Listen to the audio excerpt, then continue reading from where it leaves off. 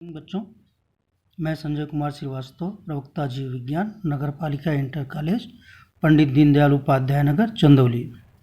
बच्चों, आज मैं आपको दीर्घ बीजाणु जनन अथवा महाबीजाणु जनन, जिसको अंग्रेजी में मेगा स्पोरोजेनेसिस कहते हैं, के बारे में पढ़ाऊँगा। तो सबसे पहले हम लोग पॉइंट बाय पॉइंट इसको समझने का प्रयास करें।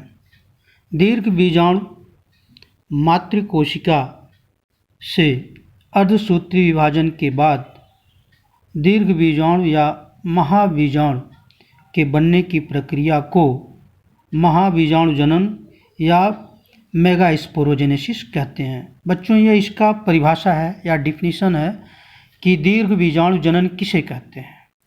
तो आप ये समझिए कि मेगा स्पोर मदर सेल से मियोसिस के फलस्वरूप मेगा स्पोर्स के बनने की प्रक्रिया को मेगा स्पोरोजेनेसिस कहते हैं या दीर्घ बीजाणु जनन कहते हैं। इस प्रक्रिया में बीजांडकाय अर्थात न्यूक्लियस की एक हाइपोडर्मल सेल अधस्तरीय कोशिका आकार में बड़ी होकर अन्य कोशिकाओं से भिन्न हो जाती है। इसे प्राथमिक प्रपुरुष कोशिका या प्राइमरी आर्चीस्पोरियल सेल्स कहते हैं। प्राथमिक प्रप्रसु कोशिका यानी प्राइमरी आर्चीस्पोरियल सेल्स पेरिक्लाइनल डिवीजन द्वारा विभाजित होकर एक बाहरी भित्ति कोशिका अर्थात पेराइटल सेल तथा एक भीतरी बीजाणु जनन कोशिका अर्थात स्पोरोजिनस सेल्स का निर्माण करती है।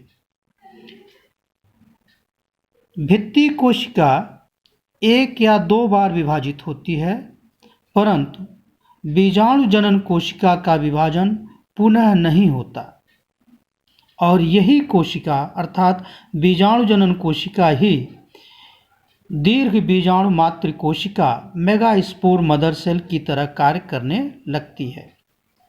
यह मेगा स्पोर मदर सेल्स अर्धसूत्री विभाजन द्वारा विभाजित होकर 4 अगुणित अर्थात हैप्लॉइड दीर्घ बीजाणु मेगा स्पोर्स बनाती है, जो प्रायः एक लंबवत चतुष्क अर्थात लीनियर टेट्राड में विन्यासित रहते हैं।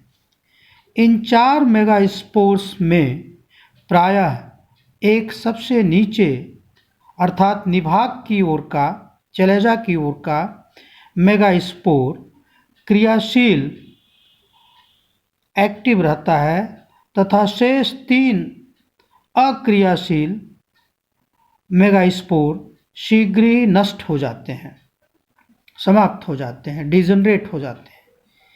यही अर्थात अब आप ये समझ लीजिए कि एक मेगा स्पोर मदर सेल अगर मियोसिस के फलस्वरूप डिवाइड करती है तो उसमें से जो 3 मेगा स्पोर्स बनते हैं या मेगा स्पोर सेल बनते हैं 4, उसमें से केवल एक ही मेगा स्पोर सेल क्रियाशील होता है तथा शेष 3 वो नष्ट हो जाते हैं, डिजनरेट कर जाते हैं। यही क्रियाशील बीजाणु अर्थात यही फंक्शनल मेगा स्पोर मादा युग्मकोद्भिद का फीमेल गैमेटोफाइट की प्रथम कोशिका होती है, फर्स्ट सेल होती है।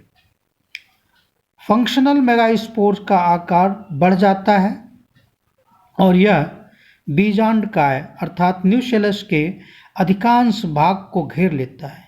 इस प्रकार यही क्रियाशील दीर्घ बीजाणु कोशा लगातार 3 समसूत्री अर्थात माइटोसिस विभाजन के फलस्वरूप 8 केंद्र की भ्रूण कोश की रचना करते हैं।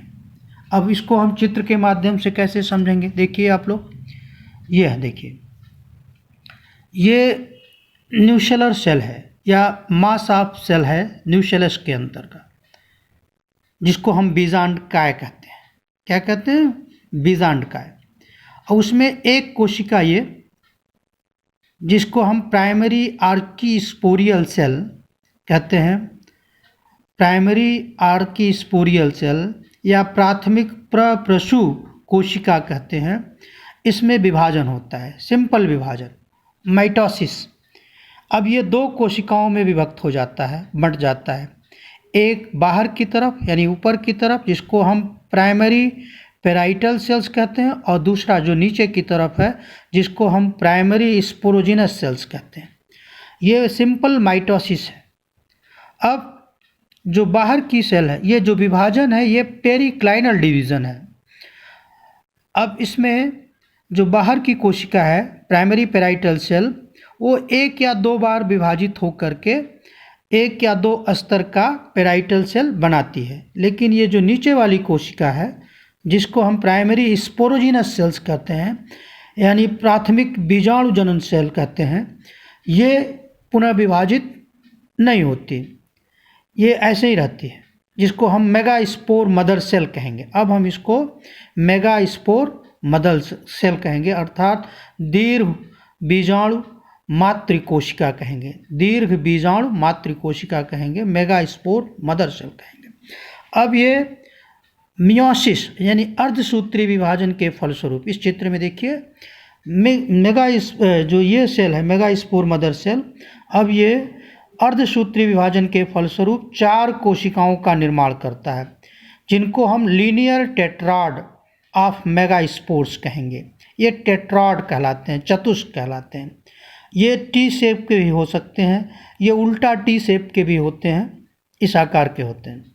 इसमें से जो ऊपर की तरफ की जो है 3 कोशिकाएं हैं, टेट्राड में से जो 4 कोशिकाओं में से 3 कोशिकाएं जो ऊपर की तरफ हैं, इनको भी हम मेगास्पोर सेल ही कहते हैं। ये डिजनरेट कर जाते हैं, मतलब ये नष्ट हो जाते हैं। उसमें जो सबसे नीचे वाला है जिसको हम फंक्शनल मेगास्पोर कहते हैं, ये सर्वाइव करता है, अर्थात ये अपने आकार को बड़ा करता है। और इस चित्र को और आगे देखिए, ये पूरा डिजनरेट हो गया, ये काफ़ी बड़ा हो गया। अब इस कोशिका में जो फंक्शनल मेगास्पोर सेल है, ये लगातार 3 समसूत्री विभाजन करता है। जैसे एक बार विभाजित हुआ, देखिए 1 से 2 केंद्रक हो गए, इसमें पुनः विभाजित हुआ, इससे 2 केंद्रक, यहाँ 2 केंद्रक, और इससे 2 केंद्रक, 4 केंद्र की हो गया। फिर विभाजित होगा तो ये 8 केंद्र की हो गया, 1 2 3 4 ऊपर की तरफ, फिर 1 2 3 4 नीचे की तरफ। इसमें से जो 3 ऊपर के हैं वो आपस में मिल करके एंटीपोडल्स यानी प्रतिमुखी कोशिकाओं का निर्माण करते हैं, और इसमें से एक केंद्रक और नीचे से एक केंद्रक, ये दोनों बीच में आकर के पोलर अर्थात द्वितीयक केंद्रिका का निर्माण करते हैं, या सेकेंडरी सेल्स का निर्माण करते हैं, या ध्रुवी कोशिका का निर्माण करते हैं, जो द्विकेंद्रकीय हो जाता है। और जो 3 केंद्रक नीचे बनते हैं वो 3 कोशिकाओं का निर्माण करते हैं, जिसमें जो एक कोशिका जो बीच में है बड़ी, उसको हम एग सेल कहते हैं, और जो दोनों किनारे की तरफ हैं अगल बगल में है उसको हम सह कोशिकाएँ या सहायक कोशिकाएँ या सिनर्जिट्स कहते हैं। तो इस तरह से एक मेगास्पोरोजेनेसिस प्रक्रिया में हम एम्ब्रियोसैक तक के निर्माण को समझ रहे हैं, अर्थात भ्रूण कोश का निर्माण हम लोग देख लिए। अब आपको समझ में आ गया होगा कि किस तरह से एक भ्रूण कोश में 7 कोशिका और 8 केंद्रक पाए जाते हैं। 7 कोशिका क्यों कह रहे हैं?